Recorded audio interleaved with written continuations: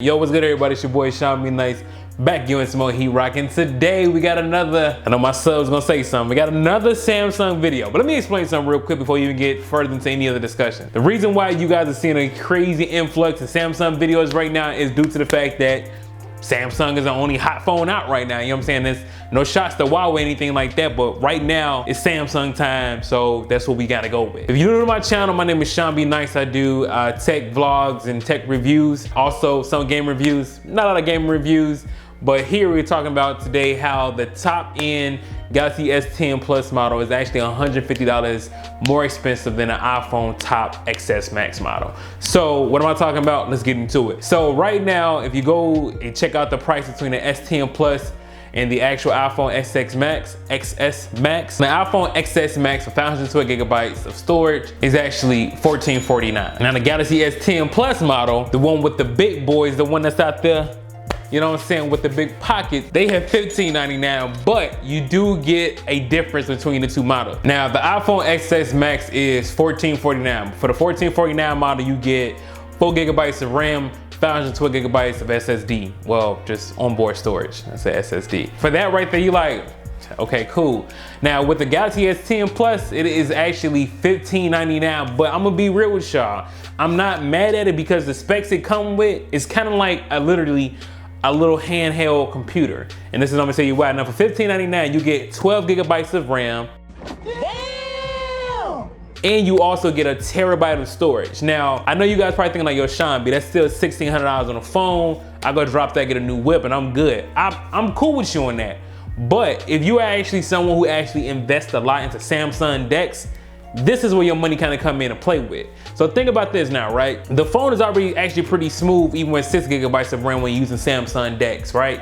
Now think about this, if this device is actually aimed towards the business consumer person, whereas like they always get their phone to go, now with this type of power, with 12 gigabytes of RAM, a terabyte of storage, just think about how much easier it's gonna be to have all those Excel files open at once. When a company sends you over a big file, you actually got a place to store it. Now, like, I honestly believe the terabyte model, the one that's $1599, that's actually aimed towards the business class. Now, if you look at Apple's on the other hand, they don't really get, like, other than you giving me more storage, what else do you give me on top of that? Now, I respect Samsung for that, honestly, for that price point. So for $1,600, not only you give me double the storage space of the iPhone XS Max, you actually give me 3 times the amount of RAM as well. Now, we all understand that Apple doesn't need that much RAM to run fluidly, but you also have to think that Apple don't have anything like that where they can actually plug their device into something and it turns into like a Mac OS. Like, Samsung, like, yo, this is the year Samsung was about business, B, and I respect them for it, because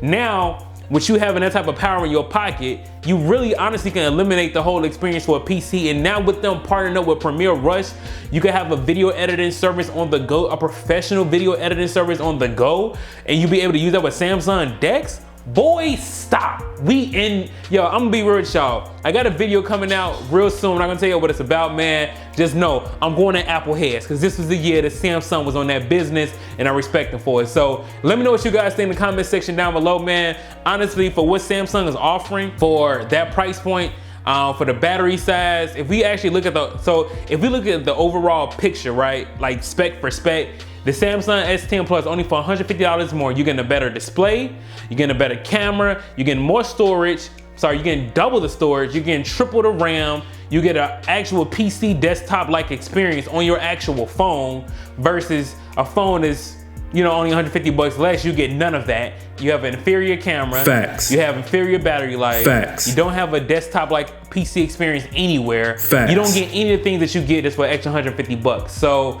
if we actually look at it like on paper like that, yeah, for $150, Samsung still watching Apple with no problem. Like, you know what I'm saying? Easy. But let me know what you guys think in the comments down below, man. Am I bugging for sitting here saying, like, first of all, I understand the phone is still $1,600, but at least for that price point, you actually getting some of their PCs, like, that's like kind of like PC status right there. You feel what I'm saying?